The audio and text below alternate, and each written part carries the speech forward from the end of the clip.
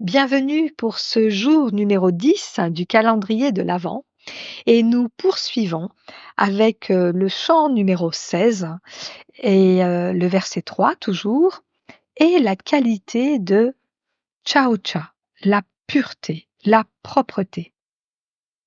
Qu'est-ce que ce verset implique? Qu'est-ce que ça veut dire la pureté, la propreté, dans ce texte philosophique? Eh bien, déjà, ça concerne la pureté extérieure, d'accord? La pureté intérieure, également. La pureté extérieure, elle est en lien avec notre hygiène corporelle. Extérieure, c'est la barrière, ça va être notre peau, hein. C'est la peau qui va faire le lien entre l'extérieur et l'intérieur. Donc tout ce qui est en lien avec notre hygiène corporelle, la peau, les vêtements que nous portons, évidemment notre environnement, de voir comment l'espace de vie est propre, plus ou moins bien organisé, un espace qui serait, apaisant, quelque chose qui soutienne une énergie, positive, hein, un espace dans lequel vous êtes, bien, dans lequel vous vous sentez bien. Vous voyez, c'est vraiment tout ça, cette notion de pureté extérieure. Parce qu'on considère que la propreté extérieure, elle est comme le reflet de notre esprit, en fait.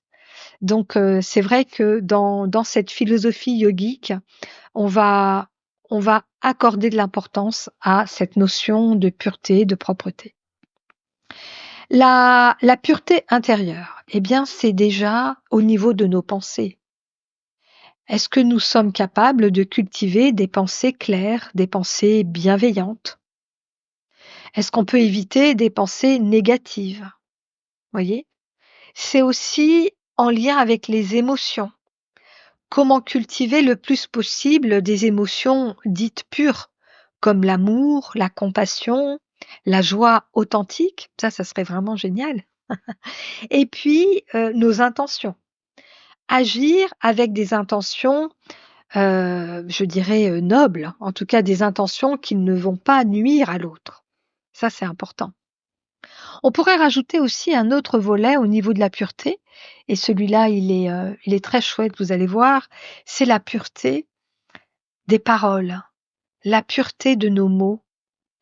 La parole doit être utilisée pour élever l'autre et non pas pour blesser.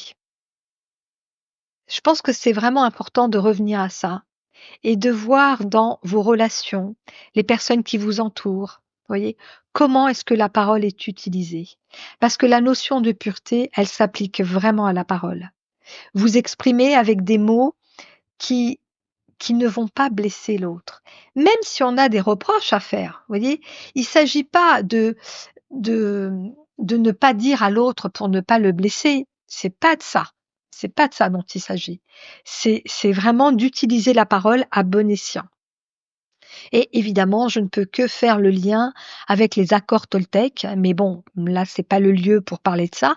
Mais si ça vous intéresse, allez voir les accords toltèques et l'accord qui consiste euh, que ta parole soit impeccable. Voilà, je vous laisse aller regarder ça. Donc, ça veut dire aussi la pureté des paroles, ça veut dire aussi d'éviter les paroles inutiles, les commérages, bien entendu, les contre-vérités. Donc, juste de vous poser la question: «Tiens, j'en suis où par rapport à la pureté de mes paroles?» Mais ne serait-ce que vis-à-vis de moi-même. Est-ce que j'ai des paroles pures vis-à-vis de moi-même? Voilà, et bien sûr, la pureté en lien avec les actions. Les actions, pour qu'elles soient pures, dans le sens de la Bhagavad Gita, sont des actions qui sont alignées avec le dharma, bien entendu. Donc des actions qui, ne sont pas, enfin qui sont bonnes pour moi et pour les autres et idéalement pour l'environnement également. Ça veut dire que ces actions, elles vont inclure les choix alimentaires. Je vous parlais de propreté, intérieure. Évidemment que c'est en lien avec notre façon de nous alimenter et en cette période de fête, c'est, je pense que ça peut être intéressant de s'interroger sur ce que nous mettons à l'intérieur de nous, est-ce que ce sont des choses qui sont propres dans le sens, saines, bonnes pour votre corps? Voyez?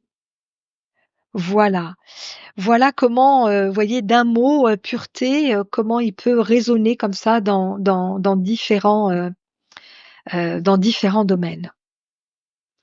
Alors pour expérimenter, la pureté, en ce jour, eh bien, si vous commenciez votre journée par une pratique de gratitude, par une pratique de méditation, mais vraiment une gratitude juste envers la vie, quoi. Chaque jour, le le 1er acte dont vous pouvez avoir conscience, mais vous n'en avez peut-être pas conscience, quand vous ouvrez les yeux, c'est déjà d'avoir conscience que vous ouvrez les yeux, d'avoir conscience que ça respire en vous et bien juste d'avoir de la gratitude pour ça, d'être en vie, de pouvoir respirer et d'être en vie. Je pense que ça serait, je sais pas ce que vous en pensez, mais je pense que ça serait chouette d'avoir juste de la gratitude pour ça. Qu'est-ce que vous pourriez faire d'autre? Aujourd'hui, par exemple, bah, prendre un peu plus soin de votre corps. Si c'est déjà quelque chose que vous faites, eh ben, vous allez, consacrer un peu plus de temps à la propreté de ce corps. Ça peut être un petit soin en cette période d'hiver, ça va être excellent pour calmer un peu, Vata, de vous huiler, pardon, les articulations principales. Par exemple, vous mettez de l'huile autour de vos poignets, des coudes, des épaules, des chevilles, des genoux, des hanches, voilà, tout le bas du dos et puis, bah, vous en profitez pour, badigeonner et puis, étaler l'huile un peu plus sur votre peau. Vous voyez, ça peut être ça. Ça peut être très, très, très intéressant parce que ça va vraiment calmer, le dosha Vata. Voilà, qu'est-ce que je peux vous proposer d'autre? Bah, c'est déjà bien. Peut-être de faire attention à votre alimentation ou ne serait-ce que de boire, mais je crois que je vous en ai déjà parlé de la boisson. C'est trop important de boire de l'eau. Hem, Voyez ce que vous pouvez mettre en place pour amener plus de propreté dans votre quotidien. Ça peut être dans votre espace de vie.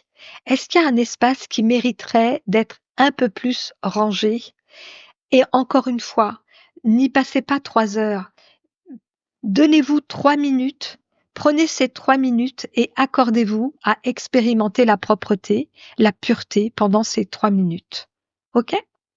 Et on se retrouve, demain pour la suite, de ce calendrier de l'Avent. Bye bye.